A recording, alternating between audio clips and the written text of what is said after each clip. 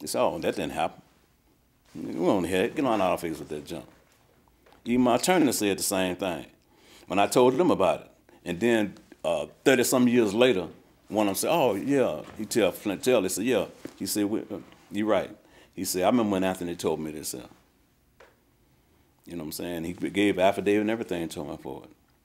That was the hardest time of my life because, see, when you know you ain't did something, you sitting in a cell, and you looking at, you seeing, you seeing your friends, you see your mothers, your aunties, your cousins, all them pass. You can't get to them. You can't, you can't go see them. Your family do time with you, and then they suffer. They come to see you. They spend money to come to see you. They buy, they try to send you money so you can have some on the books so you can get you some food or something.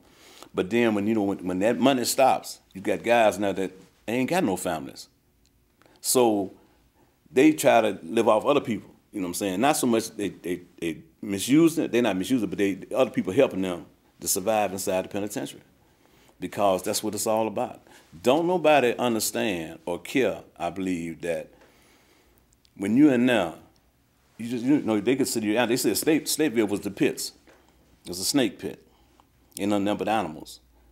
It's a lot of good people there. You got guys that did crimes and stuff like that. True enough, but you also got guys there like myself and others that didn't do nothing, but we there and we got to survive. So you adapt.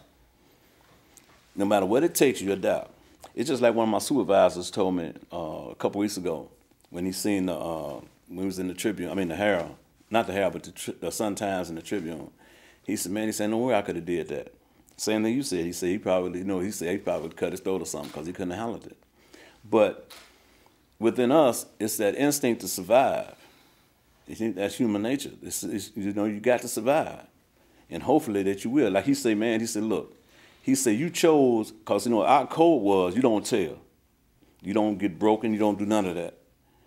But when something come along and you ain't got no control over it, and you try to hold it in, you try to stand tall, you try to do the things you're supposed to do and hoping that it'll stop. But it never stops. It just keep on going and going and going until finally you just give in. It's a systematic breakdown, just like when Derek Cannon was telling you about TAMS. In that little room, that's like TAMS.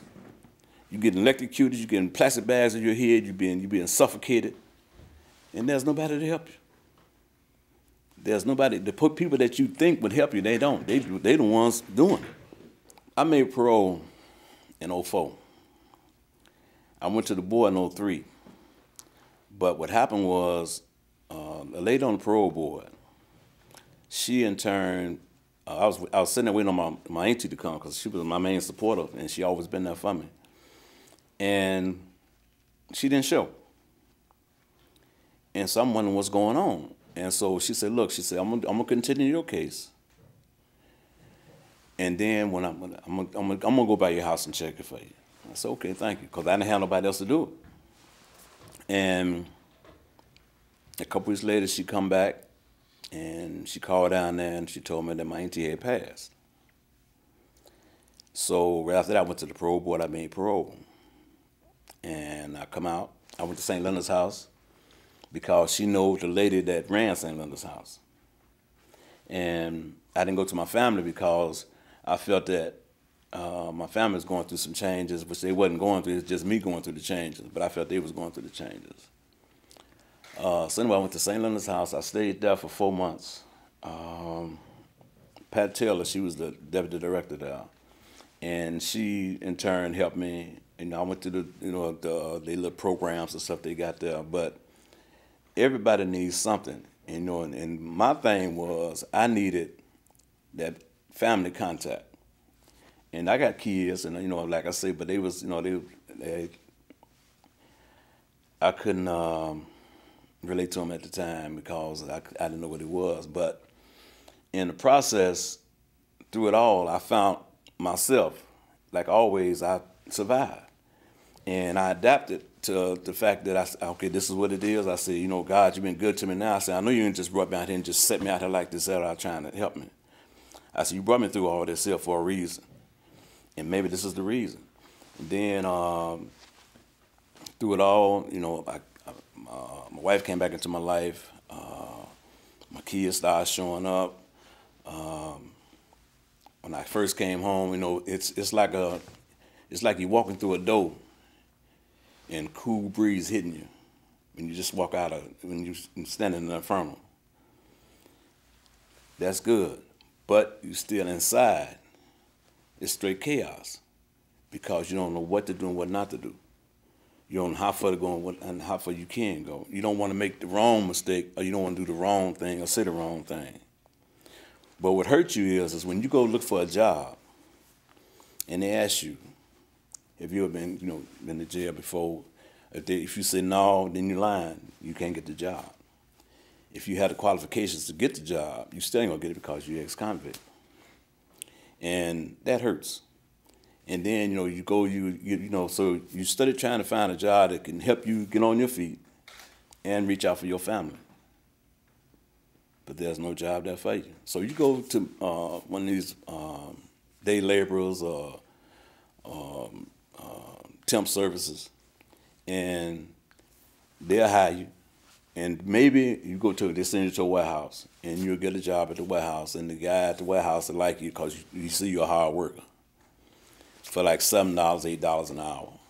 So you work that job because if you can be in now and work a job and get anywhere from $10 to $30 a month, you can work an $8, $7 job out here on these streets because your whole goal out here is to survive, not to go in there, not to do nothing to get you in there, but to stay out here and survive.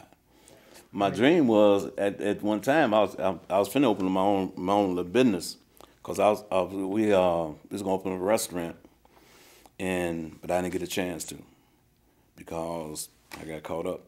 But because I can cook, I'm a good cook. I can bake, I can do all that.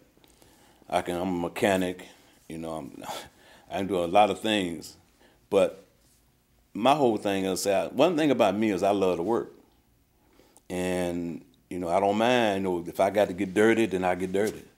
If something need to be done, I'm gonna do it because I'm gonna survive regardless. I'm not going back in there. I'd rather be broke and poor out here on the street as a bum than to be in there rich. Because in there, I don't care how much money you got, it's not nothing. I fought them. You know what I'm saying? But I don't fault all of them because, like I said, you got, we've been telling you, you got good police, you got bad police. You got good state's attorneys, you got bad state's attorneys. But the bottom line is, you want somebody that's going to be fair. If you're going to be fair, then be fair. Don't cross the line over here from one over here and then jump out over here because, like David told you about the police officer. Now, he did a crime. They scorned us for that. But they didn't scold him. They gave him his job back. You got guys out here now that's starving, going through changes. People been locked up for years. Ain't did nothing. There's nobody to help them. And the sad part is now people trying to help. You got 1 or 2 people that's really trying to help. And that's this organization here. And a few lawyers that's trying to do something. But they can't do it by themselves. They need help. And that's the bottom line. If you don't get help, you can't get help. You need help in order to survive out here. And ain't nobody, we ain't asking for no handouts. We just asking for somebody to help us like we need help. And we admit we need help. We know we need help. When you bring soldiers back from the service, you debrief them. You brought us from the penitentiary, debrief us the same way. Treat us, help us to get back on our feet like we supposed to be. Let us become human beings again. We don't want to be no animals.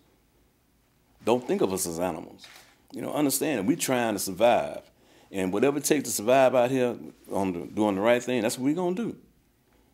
And we're going to continue to do this here. As long as we got some support in some form or fashion, that's what we're going to do. But don't, turn your back on us and think because one guy might mess up that all of us are going to mess up, because it ain't like that. Don't circle us all as one in bad apples. If you got one bad apple in there, you say all of them is bad. It's not like that. You take that bad apple out and throw it away. The rest of the apples is good. You just wash them off.